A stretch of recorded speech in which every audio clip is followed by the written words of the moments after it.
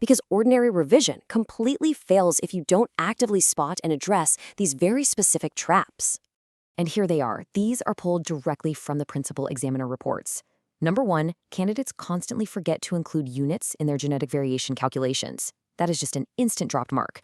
Number 2, they forget to double-check those units along with their specific terminology.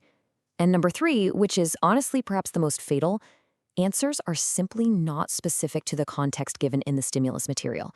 If you write this beautifully memorized, super generic answer, it just won't score. No way. You absolutely have to lock your answer to the provided scenario. So the crucial point here is captured perfectly in this exact quote from the principal examiner report. Always define terms before using them in extended responses. Now, this isn't just a friendly suggestion. Examiners report that candidates consistently confuse key terminology in this specific section. Like if you jump into a massive, complex explanation about alleles and variation without first establishing exactly what those terms mean in the context of the question, the examiner simply cannot award you top band marks. Your theoretical architecture just has to be rock solid. Okay, let's actually dive into this core concept, random fusion of gametes. What does that actually mean? Well, it's the process where any male gamete can fuse with any female gamete, creating unique genetic variation. I mean, it sounds deceptively simple, right? But this precise definition is the exact theoretical architecture required by the syllabus. Think about it. When millions of sperm have an equal chance of fertilizing a single egg, the number of potential genetic combinations is absolutely staggering. It's like a giant genetic lottery. And this randomness is a primary engine for genetic variation in any population. And really grasping that definition builds into something much, much bigger. As you'll see, top-performing students exhibit, and I quote, connected conceptual understanding transferable to unfamiliar contexts. The examiners are explicitly telling us right here that they do not want superficial breadth. They definitely don't want you to just list facts you've memorized. What actually elevates an answer to the top band is conceptual depth. It's cross-topic connections. Ask yourself, can you connect the random fusion of gametes back to meiosis? Can you link it to natural selection? That transferable understanding is exactly where the high marks live. Now, going through all this material, there's a hidden examiner clue that literally changes everything. And if you miss this, you lose the biggest tactical advantage in the whole exam. I'm going to reveal exactly what this clue is in just a few moments, so stick around. But before that clue even makes any sense, we need to lay down the procedural framework that will allow you to actually spot it in the first place. Which brings us to the method mark strategy. This is how you systematically secure marks step by step. Because remember, examiners award marks for the process itself, not just the final answer. So, first, deconstruct the question. Second, extract the relevant data from the stimulus material.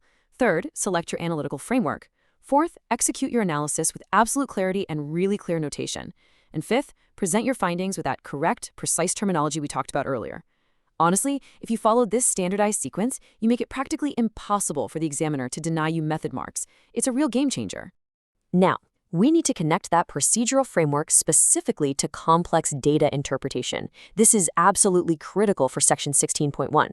Examiners frequently note that students really struggle here. Look, you're going to be faced with complex tables and graphs. You must extract the right data, interpret the biological relationships, like, say, how specific allele frequencies change, calculate the relevant statistics, and finally, draw evidence-based conclusions. If your conclusion isn't explicitly backed by the data you just extracted, well, you haven't completed the chain of reasoning.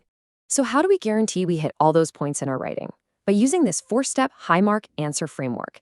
This is your ultimate quick win. Whenever you face an extended response, just mentally check off these 4 boxes. 1, state the core biological concept. 2, provide the specific evidence or data from the question. 3, apply your scientific reasoning to connect the two.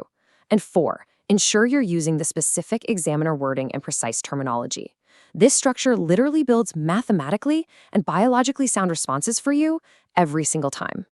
And this brilliantly illustrates the massive difference that framework makes. Just spot the difference here. Take a flawed answer like gametes fuse randomly to make variation. Now, sure, it's factually true, but it has no units, no context, no data. It's a low-band answer. Now compare that to a top-band answer using our framework. Random fusion of gametes, bam, that's our concept. Shown by a 3-to-1 ratio, there's our specific data, results in novel allele combinations, and that right there is our scientific reasoning and precise examiner wording. You can literally hear how that second answer practically forces the examiner to give you the marks. Okay, let's escalate the stakes a bit now and apply this whole thing to the harder, higher order assessment objectives. When you get one of those massive, intimidating problem solving questions, just rely on the deconstruct, solve, evaluate method.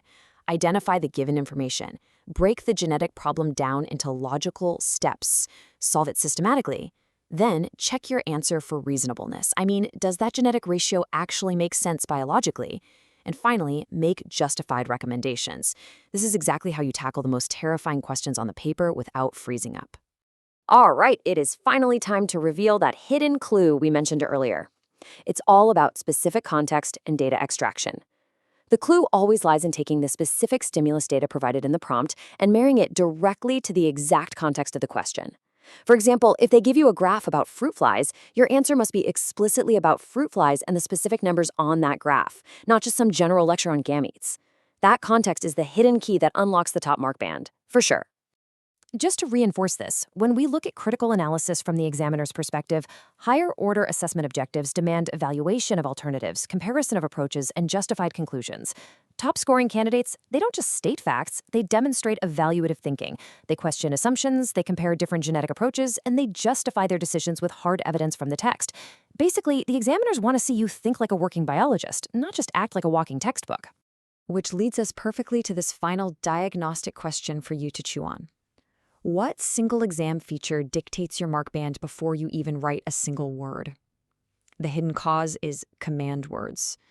Things like explain, describe, evaluate. These words fundamentally change what the examiner is looking for, and misunderstanding them is the ultimate trap.